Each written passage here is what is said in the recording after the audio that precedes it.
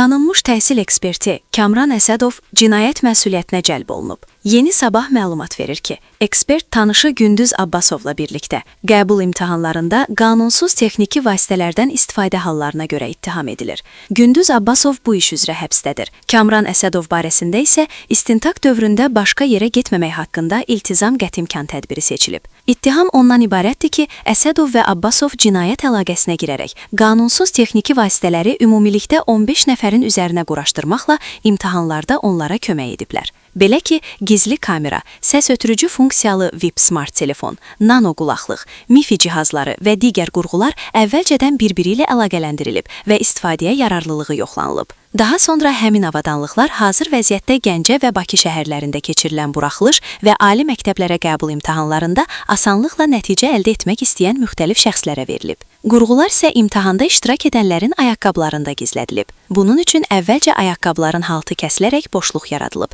və texniki vasitələr həmin yerə yerləşdirilib. Daha sonra imtahan iştirakçılarına binanın tualetində qurğunu üzərlərinə yerləşdirərək sual vərəqini kamera ilə çəkmələri, ardınca qulaqlıq vasitəsilə cavabları gözləmələri izah olunub.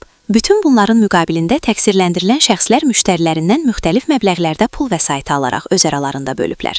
Kamran Əsədovla Gündüz Abbasova bu əməllərinə görə Cinayət Məcəlləsinin 302.3-cü gizli informasiya əldə etmək üçün nəzərdə tutulmuş texniki vasitələrin qanunsuz satılması və ya satış məqsədi ilə əldə edilməsi və 308.1-ci vəzifə səlahiyyətlərindən sui-istifadə maddələri ilə ittiham elan edilib. Hər iki maddə üzrə 3 ilədək həbs cəzası nəzərdə tutulur. Hazırda cinayət işinə Gəncə şəhər məhkəməsində hakim Elçin Məmmədovun sədrliyi ilə baxılır. Bugün keçirilən hazırlıq iclasında təqsirləndirilən şəxslərə hüquq və vəzifələri izah olunub və barələrində seçilmiş qətimkan tədbirlərinin dəyişdirilmədən saxlanılması qərarı alınıb. Əsas iclas dekabrın 15-də keçiriləcək. Əlavə edək ki, cinayət işinin başlanmasına səbəb Dövlət İmtahan Mərkəzi tərəfindən Dövlət Təhlükəsizliyi Xidmətinə müraciət olunması olub. DTX-dən göndərilən materiallar əsasında Baş Prokuror yanında Korrupsiyaya qarşı mübarizə baş idarəsində istintaq aparılıb. İstintaq nəticəsində yuxarıda qeyd edilən şəxslərdən əlavə daha bir neçə nəfərə cinayət işi açılıb. Onların da işi hazırda məhkəmədədir.